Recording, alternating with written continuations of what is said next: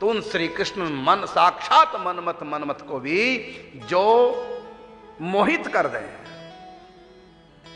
वो है राधा रानी। तो कैसा रूप सौंदर्य होगा।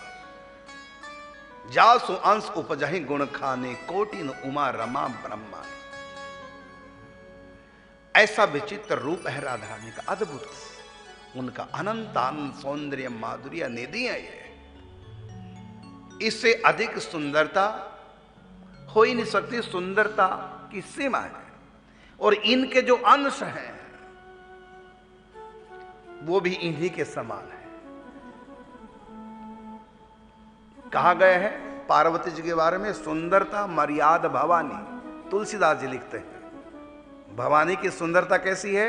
सुंदरता मर्याद भवानी। मर्यादा का मतलब रेखा अंतिम, माने इससे अधिक कोई सुंदर हो नहीं सकता, क्योंकि सब शक्तियां एक ही अंश से हैं। क्या सीता जी, क्या राधा, क्या पार्वती जी, सब एक ही रूप है।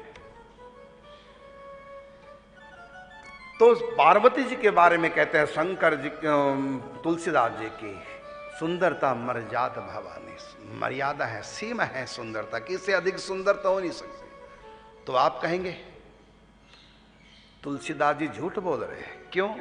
राधा रानी अधिक सुंदर है। यदि हम कहें कि राधा रानी अधिक सुंदर है तो तुलसीदास जी झूठ बोल रहे हैं, रामायण झूठी हो जाएगी।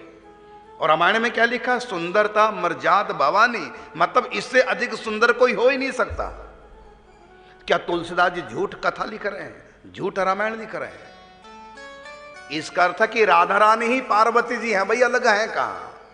ये किसी भी रूप में होंगी, सुंदरता की मर्यादा ही होंगी। यही महालक्ष्मी के रूप में है, यही माते श्री सीता जी के रूप में है। पुराणों में ब्रह्मवर्त पुराण में पढ़ी है, श्री कृष्ण कहते हैं राधा रानी से, ब्रह्मवर्त पुराण में कृष्ण जन्म खंड में कथा थी। जब अवतार की बात आई है तो राधा रानी व्याकुल हो जाती है। तो उस समय ठाकुर जी कहते हैं राधा रानी से कि तुम मुझसे अलग कहाँ हो? जब मैं राम रूप में अवतार लेता हूं तुम उस समय मेरे साथ सीता के रूप में होती है, जब मैं शिव रूप में होता हूं तुम मेरे साथ पार्वती के रूप में होती हो, वैकुंठ में मैं नारायण के रूप में, तुम वहां लक्ष्मी के रूप में हो। हम तुम अलग अलग कहाँ हैं? अब भी तुम मेरे साथ ही जाओगे, तुमको छोड़ के नहीं जाऊंगा। तो वहां पर ये सिद्धांत दिया है। तो चाहे पार्वती के रूप में सुंदरता की मर्यादा है, चाहे वो मातेश्वरी सीता जी के रूप में है, चाहे वो महालक्ष्मी के रूप में है, बस अंतर है जिसकी जाही में लगन वो वाही में मगन।